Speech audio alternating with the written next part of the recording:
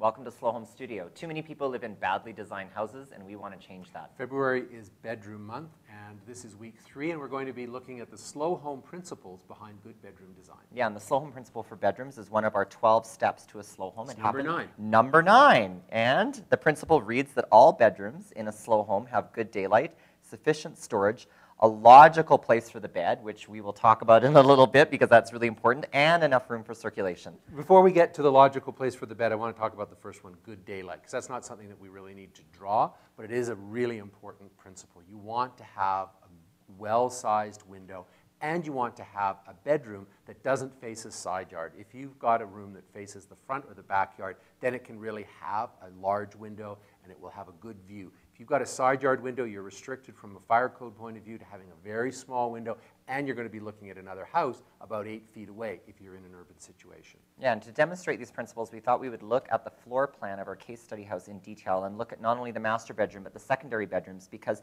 there's some really important design considerations. This is a narrow lot house, okay? So typically in narrow lot houses, a lot of times the secondary bedrooms, at least one of them, is in a side yard. But the way we've detailed this, both bedrooms have large windows which face into the backyard, and that's really, really important. Yeah, and another thing that this house doesn't have is it doesn't have one of those closets that come out here into the house, which is one of my pet peeves. Your personal irritants. But look at the alternative. Look at how simple this is and what a difference it makes to the room. If you just embed the closet into the architecture, it just disappears. And what you get as a result is a nice rectangularly shaped room that's easy to furnish. Yeah.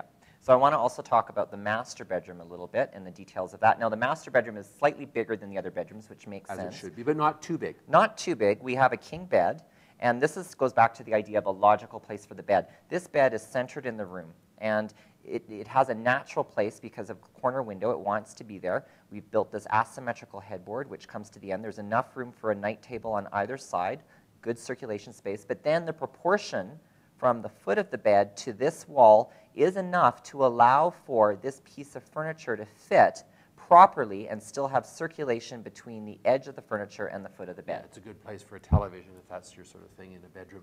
I do want to take a couple of minutes and talk about the master bathroom. I know that's not something that we really are going to talk about this month. That's next month.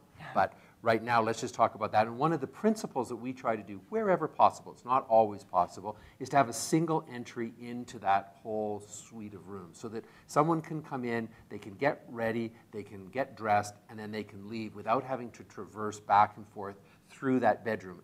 Not only is it more convenient if someone happens to be trying to sleep in the room while you're getting ready, it also reduces the number of doors by 1 so that it increases the wall area for furniture and beds. Good point. So in the next episode, we're going to zoom in more detail, and we're going to look at some of the detailed design elements in bedroom design.